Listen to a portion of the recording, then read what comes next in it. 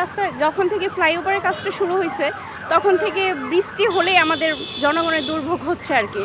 আর এখান দিয়ে বেসিক্যালি এখান দিয়ে যেতে গেলে খুবই সমস্যা। আর মাঝখানের যে রাস্তাটা ব্রিজের নিচে ওখানে আরও বেশি, আপনারা খেয়াল করে দেখতে পারবেন, ওখানে আরও বেশি দুর্ভোগ।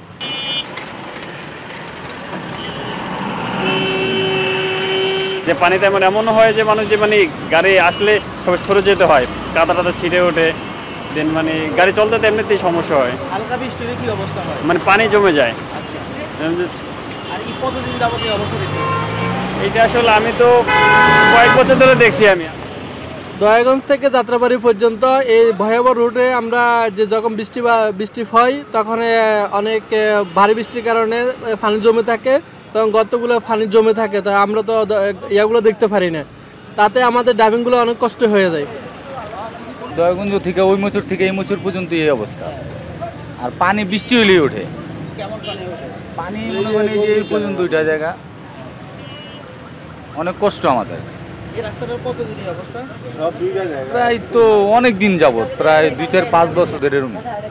এই রাস্তাটা অনেক দুর্ঘটনা ঘটে, ট্রেনের কাম করতেছে, এর লেগে আর রাস্তা ভাঙ্গা, মাছ লিয়ে পড়ে, আমরা মাছ বেশি দয়াগঞ্জ, মাছ লিয়ে পড়েছি ওই দিনকে, পিছুল জায়গা, গাত্তা গোত্তা, জায়গাটা যদি কাজ করে দিত আমরা তৈলা ভিড়ে মজা পাইতাম। সরকারের এই জায়গাটা যদি কাজ করে দিত খালি নিষেধা, তাহলে আমরা তৈলা ভিড়ে ভালো আছে। এই রাস্তার মধ্যে মনে করেন রিক্সাওয়ালারা রিক্সা নিয়ে গেলে পরে বৃষ্টি হইলে পরে আঁটু পানির উপরে হয়ে যায়, কোন জায়গায় গোত্র কোন জায়গায় টান এগুলি দেখা যায় না। এই যে রাস্তাটা, এটা যদি দ্রুত কাজ হয়ে যাইতো, মনে করেন 1 মাসের ভিতরে অথবা 2 মাস 6 মাসের ভিতরেও হইতো, তাহলে সাধারণ জনগণ মনে করেন কষ্ট দুর্ভোগ হইতো না। চাকরিজীবীরাও এখানে এই রাস্তা দিয়ে যাতায়াত করে, আবার আপনার মনে করেন মেল ফ্যাক্টরি যে বিভিন্ন মালামাল এগুলো নিয়ে যাতায়াত করে। তো দেখা যায় ভারী যানবাহনের পিছনে যদি হালকা যানবাহন থাকে, রাস্তা ভাঙার কারণে অনেকটা স্লো এবং যানজট থাকে সবসময় ধারাবাহিকভাবে। হ্যাঁ, অনেক দুর্ঘটনা ঘটে যখন বৃষ্টি হয়, বা এই যে রাস্তা তো আপনার যে জায়গায় জায়গায় গর্ত, পানি হলে বোঝা যায় না যে কোথায় গর্ত। তো এই গর্তগুলোতে আপনার রিক্সা অনেক সময় কাত হয়ে পড়ে যায়, বাচ্চারা স্কুলে যায়, দেখি তো অনেক সময় এরকম পড়ে গেছে। রাস্তার অবস্থা খুবই খারাপ, ভ্যান গাড়ির অবস্থা খুবই খারাপ। এই যে গাড়ি ভেঙে গেছে, বুঝছেন, গাড়ির অবস্থা খারাপ হয়ে গেছে, তারপর মাল পড়ে যায়, রাস্তাঘাটের অবস্থা খুব খারাপ। বড় বড় গর্ত অনেক, বুঝছেন, এই ঠিক করে না, বছরের বছর ঠিক করতেছে না, এগুলো খুবই অবস্থা খারাপ, মানুষ যাইতে পারতেছে না।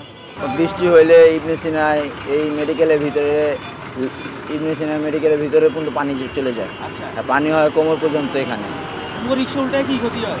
রিক্সা উল্টায় গেলে আপনার এই চাকা ঠাকা টাল হয়ে যায়, স্ক্রু ভেঙে যায়, আপনার ওই ফরক ভেঙে যায়, এইগুলো সমস্যা বেশি।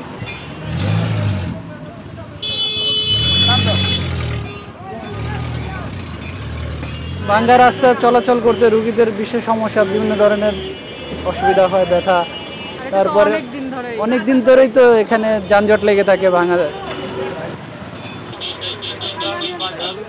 আমাদের দাবি এই কাজটা তাড়াতাড়ি দ্রুত শেষ হোক, জনভোগের এই যে জনগণের যে সমস্যাটা এটা সমাধান হোক।